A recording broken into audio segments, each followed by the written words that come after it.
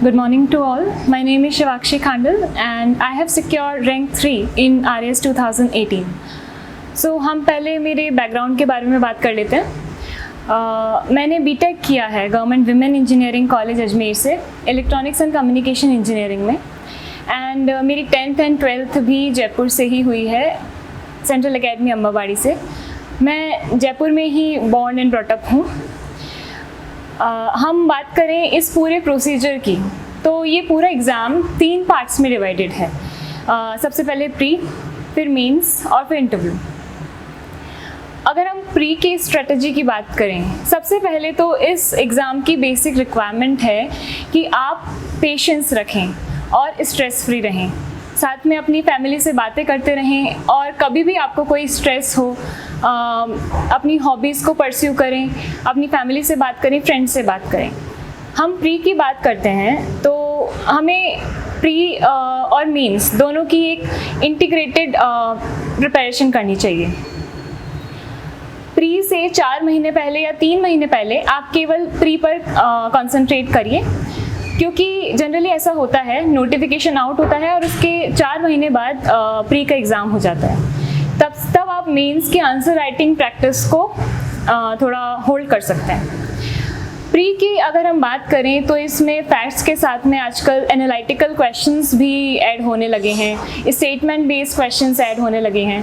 तो आप जब प्रिपरेशन करें तो उसको इतना डेप्थ में पढ़ें कि आपका प्री भी आराम से क्लियर हो सके। ऑल्सो आपको किसी ना किसी कोचिंग की मॉक टेस्ट सीरीज़ आपको ज्वाइन करनी चाहिए प्री के लिए, क्योंकि आपको वहाँ पर एक्यूरेसी डेवलप करनी होती है। आप अपने स्ट्रॉन्ग एरियाज़ को पहचानें और पहले उन क्वेश्चंस को अटेम्प्ट करने की कोशिश करें जिनमें आप बिल्कुल श्योर हैं। इसके बाद बात करते हैं मेंस की। मेंस में जैसा मैंने किया कि जैसे ही मेरा प्री का रिज़ल्ट आया था, उसके जस्ट बाद मैंने मेरे आंसर्स जो हैं, रोज़ में जो टॉपिक्स पढ़ा करती थी उनको मैं रोज़ 5-6 क्वेश्चंस अपने आप से सॉल्व करती थी। साथ में मैंने टेस्ट सीरीज़ भी ज्वाइन की।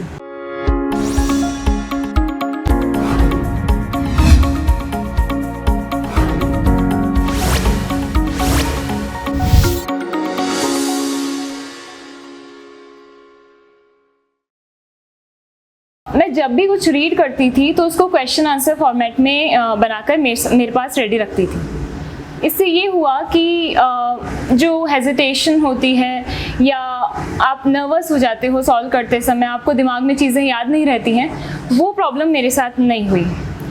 मेंस में आप ये भी ध्यान रखें कि आपका जो प्रेजेंटेशन है वो काफ़ी अच्छा हो। आप फ्लो चार्ट्स ड्रॉ कर सकते हैं। ज्योग्राफी, साइंस ऐसे सब्जेक्ट्स में आप मैप्स और डायग्राम्स की मदद ले सकते हैं। साथ में हम बात करें, अगर हम इसकी प्रिपरेशन की बात करें तो स्टैटिक प्लस करंट अफेयर्स दोनों पर आपकी पकड़ मजबूत होनी चाहिए। स्टैटिक के लिए आप कुछ बुक्स जैसे राजस्थान अध्ययन की बुक्स है, कुछ प्रेस्टीजियस कोचिंग इंस्टीट्यूट्स हैं, उनके नोट्स काफ़ी कॉम्प्रिहेंसिव हैं और टाइम टू टाइम अपडेट होते रहते हैं, तो उनको भी आप रेफ़र कर सकते हैं।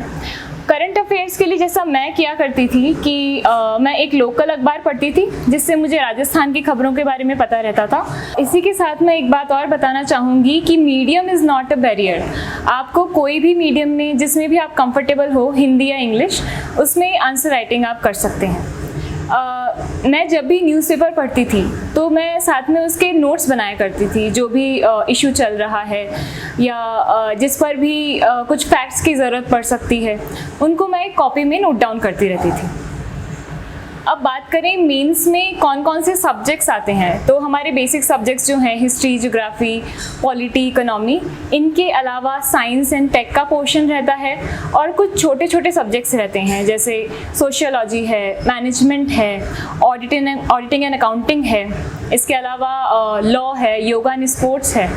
इन सभी के लिए आपको NCERTs पढ़ने की ज़रूरत पड़ेगी ताकि कोई भी क्वेश्चन आए उसको आप आराम से अटेम्प्ट कर सकें।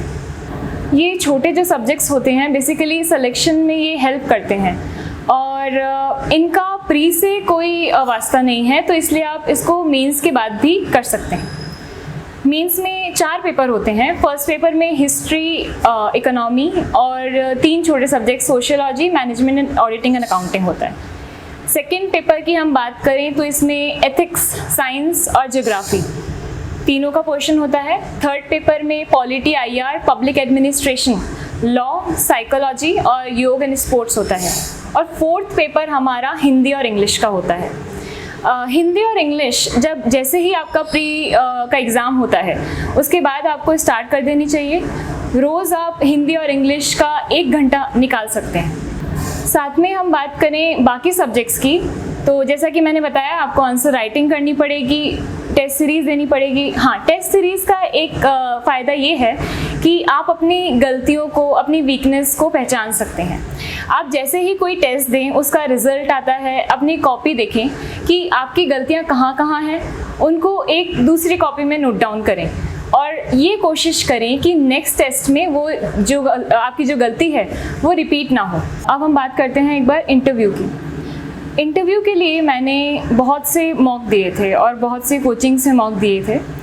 और इंटरव्यू के लिए ज़रूरी होता है कि आप रोज़ न्यूज़पेपर पढ़ें, कोई भी जो इशू चल रहा है उसमें अपना ओपिनियन बनाएं और साथ में आप ऑप्टिमिस्टिक रहें। किसी की आलोचना भी करनी है तो उसको भी पॉजिटिव वे में रिप्रेजेंट करें। साथ में ये कोशिश करें कि आपका एटीट्यूड जो है इंटरव्यू बोर्ड के सामने वो हमेशा पॉजिटिव रहे, आप स्ट्रेस फ्री रहें। इसके लिए मैंने ये किया कि मैंने एक कॉपी बना रखी थी जिसमें मेरे DAF जो है, जो अपना डिटेल्ड एप्लीकेशन फॉर्म होता है, उससे रिलेटेड जो भी डिटेल्स थी, उससे रिलेटेड जो भी क्वेश्चंस फॉर्म हो सकते थे वो मैंने उस कॉपी में लिख रखे थे। साथ में जो भी करंट अफेयर्स होते थे, बहुत सारे इश्यूज चल रहे थे उस समय, उसके भी मैंने पक्ष और विपक्ष एक कॉपी में लिख रखे थे। जब मैं इंटरव्यू देने जाती थी तब मैं यही सोचती थी कि इंटरव्यू को हमें एक हेडेक के रूप में नहीं लेके इसको एक कन्वर्सेशन के रूप में लेना है और उनसे डिस्कस करना है, उनको अपनी पर्सनालिटी के बारे में पता चले, इस तरीके से अपने आप को रिप्रेजेंट करना है। अब मैं मेरा शेड्यूल बताती हूँ आपको कि किस तरीके से मैंने ये सारा टाइम मैनेज किया और मैं ये अचीव कर पाई। मेरा शेड्यूल ये रहता था, मैंने कोचिंग ज्वाइन की थी क्योंकि मैं साइंस बैकग्राउंड से थी और ह्यूमैनिटीज़ में स्विच करना मेरे लिए थोड़ा सा डिफ़िकल्ट था। मैं सुबह कोचिंग जाती थी और कोचिंग से आने के बाद में मैं रिवाइज़ करती थी। रिवाइज़ करने के साथ साथ न्यूज़पेपर पढ़ती थी और अगर उस जो टॉपिक मैंने पढ़ा उससे रिलेटेड कुछ न्यूज़ में आया है तो उसको भी मैं उसके साथ साथ अपडेट करती रहती थी। मैंने कभी आवर्स काउंट नहीं किए, मेरा ये रहता था कि रोज़ मैं अपने टारगेट सेट करती थी। 1 नाइट बिफोर मैं रात में टारगेट लिख लेती थी और पूरे दिन मुझे वही टारगेट फॉलो करना था। ऐसा मैंने वीकली बेसिस पे किया, मंथली बेसिस पे किया। ये जो एग्ज़ाम है इसमें हो सकता है कि आप बार बार डीमोटिवेट हों क्योंकि थोड़ा समय लगता है। अगर हम UPSC से तुलना करें तो उसके मुकाबले थोड़ा समय लगता है। उसके लिए आप कोई ना कोई हॉबी रखें। जैसे मेरा ये रहता था कि मेरी सिंगिंग मेरी हॉबी रही है और जब भी मुझे स्ट्रेस से दूर रहना होता था तो मैं गाने सुनती या गा लेती थी। लेकिन ये सबकी रिक्वायरमेंट के बेसिस पे होता है। जैसे मुझे गाइडेंस की ज़रूरत पड़ी इसलिए मैंने कोचिंग ज्वाइन की। आप सेल्फ स्टडी से भी कुछ अचीव कर सकते हैं क्योंकि आजकल हम बात करें तो YouTube, Google, इन सब पर free of cost material available है। कोचिंग्स अपने ऑनलाइन कुछ वीडियोस डालते रहते हैं। तो मेरा मानना ये है कि स्टूडेंट की रिक्वायरमेंट के हिसाब से आप कोचिंग ज्वाइन करें या ना करें, ये पूरा आप पर डिस्क्रिप्शन है। हम बात करें बुक लिस्ट की तो कुछ बेसिक बुक्स हैं, जैसे NCERTs हैं, राजस्थान अध्ययन की बुक्स हैं, IBSC की जो बुक्स आती हैं। तो इन बुक्स को आप पहले अपना बेस बनाएं बुक्स को पढ़ने के बाद में, और फिर प्री, मेंस और इंटरव्यू इसके हिसाब से अपना जो मटेरियल है उसको अपडेट करते रहें या घटाते रहें। और जो एंड मोमेंट है जब आपको बस एग्ज़ाम में अपीयर ही होना है, उस मोमेंट के लिए आप शॉर्ट नोट्स रेडी रखें। नोट्स इस तरह से होने चाहिए कि उसमें फैक्ट्स इंक्लूड होने चाहिए क्योंकि एनालिसिस पार्ट तो आपकी थिंकिंग है। आप उसमें फैक्ट्स इंक्लूड करें, उसको कॉम्प्रिहेंसिव बनाएं और अपडेट करते रहें। हम बात कर लेते हैं RPSC और UPSC के जो पूरा रिक्रूटमेंट प्रोसेस है उसमें डिफरेंस क्या है। अगर हम बेसिक डिफरेंसेस की बात करें तो आरपीएससी का जो एग्ज़ाम होता है आरएस का, उसमें एक ही पेपर होता है प्री में, और उसी में रीजनिंग, मैथमेटिक्स और बाकी सभी सब्जेक्ट्स इंक्लूडेड होते हैं। जबकि हम यूपीएससी की बात करें तो एक पेपर होता है जीके जीएस का, और दूसरा पेपर जो है वो सीसेट का हुआ करता है। मेंस की बात करें तो आरएएस में आपको ऑप्शनल सब्जेक्ट्स चूज़ करने की ज़रूरत नहीं होती है, आपको सभी सब्जेक्ट्स पढ़ने पड़ते हैं। जबकि यूपीएससी में सभी सब्जेक्ट्स पढ़ने के अलावा एक ऑप्शनल सब्जेक्ट का भी आपके पास में ऑप्शन होता है।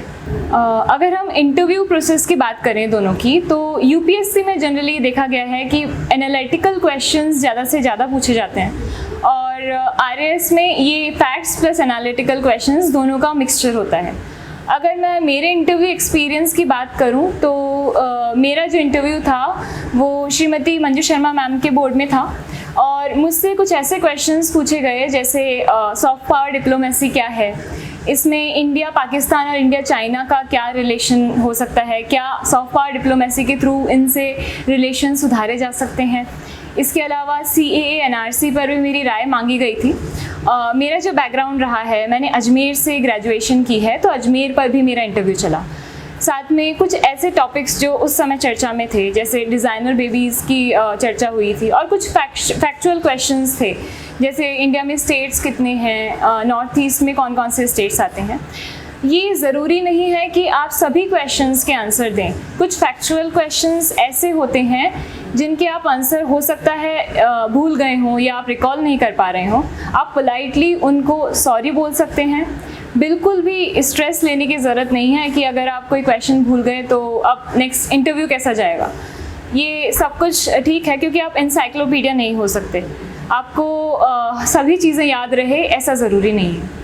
एक बात मैं कहना चाहूँगी कि प्रॉब्लम्स सभी की लाइफ में आती है, और प्रॉब्लम्स के बिना लाइफ इज़ लाइक इनकम्प्लीट। मेरी लाइफ में भी प्रॉब्लम्स आई थी, लेकिन अगर आप अपने गोल को लेकर क्लियर हैं, उस पर फोकस्ड हैं, और आपको कोई भी चिंता करने की ज़रूरत नहीं है, आप अपने गोल को अचीव कर सकते हैं।